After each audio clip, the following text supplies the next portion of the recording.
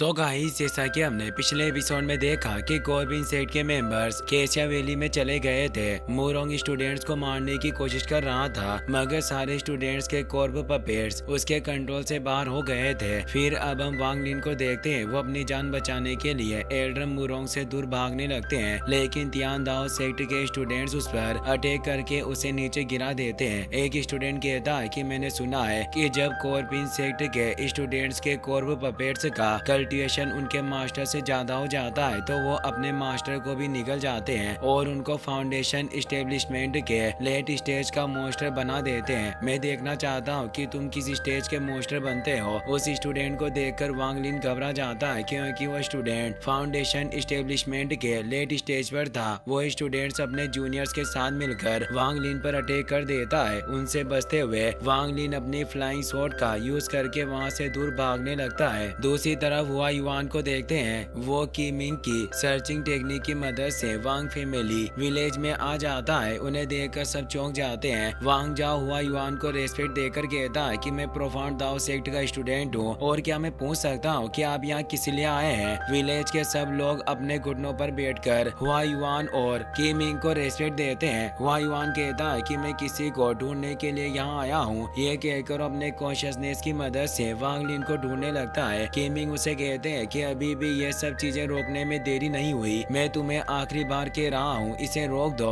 वरना बाद में तुम्हें बहुत बड़ी कीमत चुकानी पड़ेगी। हुआ युआन कहता है कि मेरा ग्रैंडसन मर चुका है और मैं बदला लिए बिना उसके हत्यारे को इतनी आसानी से नहीं छोड़ूंगा। यह कहकर अपने डिवाइन कॉन्शियसनेस को एक्टिवेट करता है, जिसकी वजह से वांग लिन की सोल वांग फैमिली विलेज में आ जाती है। वांग लिन को देखकर तियान और टिंगसू खुश हो जाते हैं। वो वांग लिन को हक करने के लिए जाते हैं, पर वो वांग लिन की असली बॉडी नहीं थी, जिस वजह से वो उसे टच नहीं कर पाते। हुआ युआन को देखकर वांग लिन चौंक जाता है और पूछता है कि आखिरकार तुम क्या करने के बारे में सोच रहे हो। हुआ युआन कहता है कि तुमने मेरे ग्रैंडसन को मारा है, तो अब तुम्हारी पूरी वांग फैमिली को इसकी सजा भुगतनी होगी। यह कहकर वो गोस्ट फॉग से लोगों पर अटैक कर देता है। जो कोई भी उस फॉग को टच करता है उसकी बॉडी डिस्ट्रॉय हो जाती है। यह देखकर सब घबरा जाते हैं। हुआ युआन से पूछता है कि आखिरकार हमारी वांग फैमिली में ऐसी क्या गलती हो गई जो तुम हमें मारने की बात कर रहे हो। हुआ युआन कहता है कि भले तुमने कोई गलती नहीं की, पर तुम्हें फिर भी सजा भुगतनी होगी। आज तुम में से कोई भी जिंदा नहीं बच सकेगा। ये कहकर वो वांग लिन के पेरेंट्स पर अटैक कर देता है। उन्हें बचाने के लिए वांग लिन एक फॉर्मेशन एक्टिवेट करता है, पर उसकी रियल बॉडी ना होने की वजह से वो अटैक को नहीं रोक पाता और वो अटैक उसके पेरेंट्स पर होने लगता है। मगर हुआ युआन उस अटैक को रिफ्लेक्ट करके दूसरे लोगों को मार देता है और हंसने लगता है। वांग लिन कहता है कि मैंने तुम्हारे ग्रैंडसन को मारकर उसका कल्टिवेशन लिया था।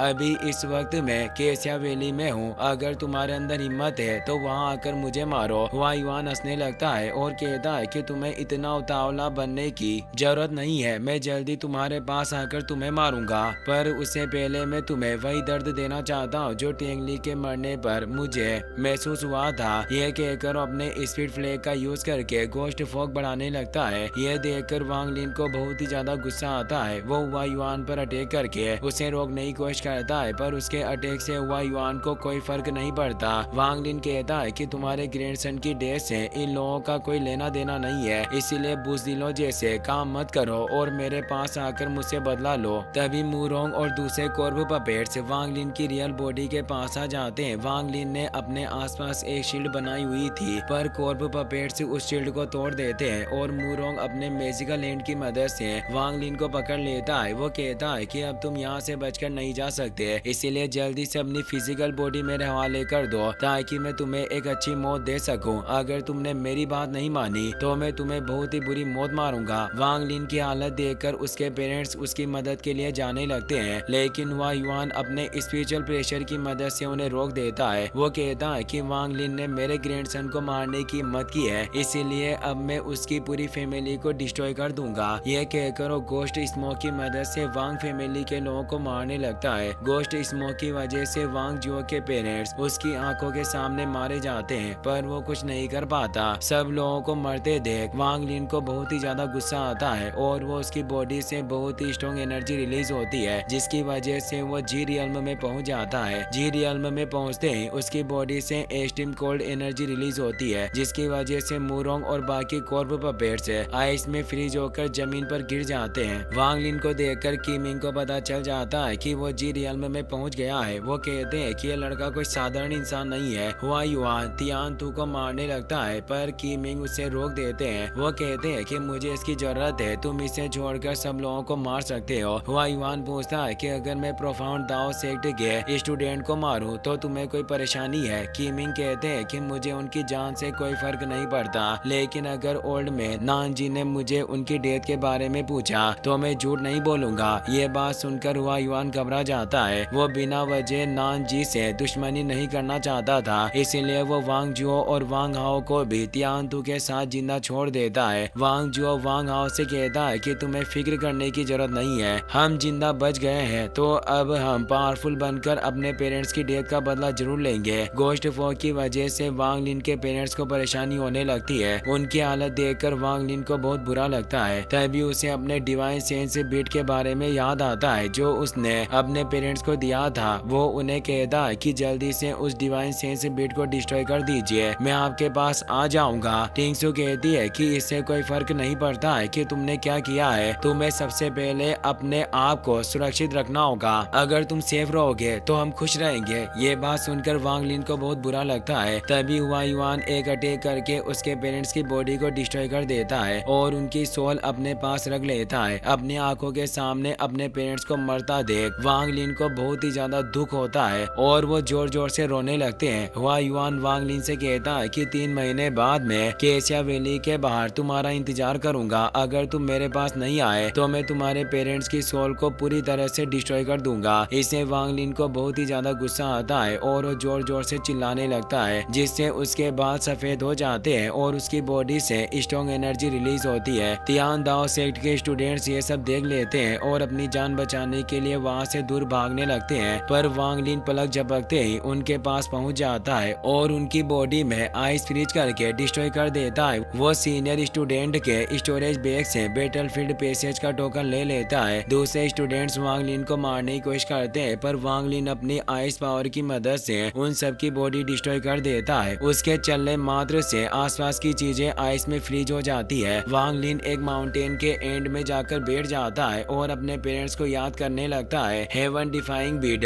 ड्रीम स्पेस से बाहर आकर उसके सारे गांव ठीक कर देता है। सीटू नान भी अपनी नींद से जाग जाते हैं। वो कहते हैं कि मुझे पता चल गया है कि तुम्हारे साथ क्या हुआ और मुझे इसका काफी अफसोस है। वांग लिन कहता है कि अगर अभी मेरा कल्टिवेशन लेवल हाई होता तो मैं आसानी से अपने पेरेंट्स की जान बचा सकता था और हुआ युआन मेरा सामना करने की जरूरत नहीं करता। सीटू नान कहते हैं कि अभी तुमने अपने गुस्से की वजह से जी रियल्म में ब्रेक थ्रू कर लिया है। वांग लिन को जी रियल्म के बारे में कुछ नहीं पता था। सीटू नान उसे बताते हैं कि जी का मतलब एक्सट्रीम होता है। जी रियल्म की वजह से तुम अपने कल्टिवेशन लेवल वाले कल्टिवेटर्स में सबसे ज्यादा पावरफुल हो। जी रियल्म बहुत ही ज्यादा खतरनाक है और अपने लेवल के कल्टिवेटर्स को खत्म करने का काम करता है। अब इससे कोई फर्क नहीं पड़ता कि तुम कैसे और कितना कल्टिवेट करो, तुम सिर्फ नेसेंट सोल रियल्म पर ही पहुंच सकते हो। उसके बाद तुम्हारा कल्टिवेशन बढ़ना बंद हो जाएगा और तुम आगे के रियल्म पर ब्रेक थ्रू नहीं कर पाओगे। यह बात सुनकर वांग लिन जोर जोर से हंसने लगता है। सीटू नान कहते हैं कि सोल फ्लैग नाम का एक आर्टिफैक्ट है जिसे नेसेंट सोल रियल्म पर जाने के बाद ही बनाया जा सकता है। सोल फ्लैग की मदद से सोल्स को सील किया जा सकता है। अगर मेरा कल्टिवेशन पूरी तरह से ठीक होने तक वो सोल डिस्ट्रॉय ना हो तो मैं उन्हें दोबारा जिंदा कर सकता हूँ। ये बात सुनकर वांग लिन चौंक जाता है और अपने पेरेंट्स को दोबारा जिंदा करने के बारे में सोचने लगता है। सीटू नान कहते हैं कि वह युआन से फाइट करते वक्त तुम्हें बस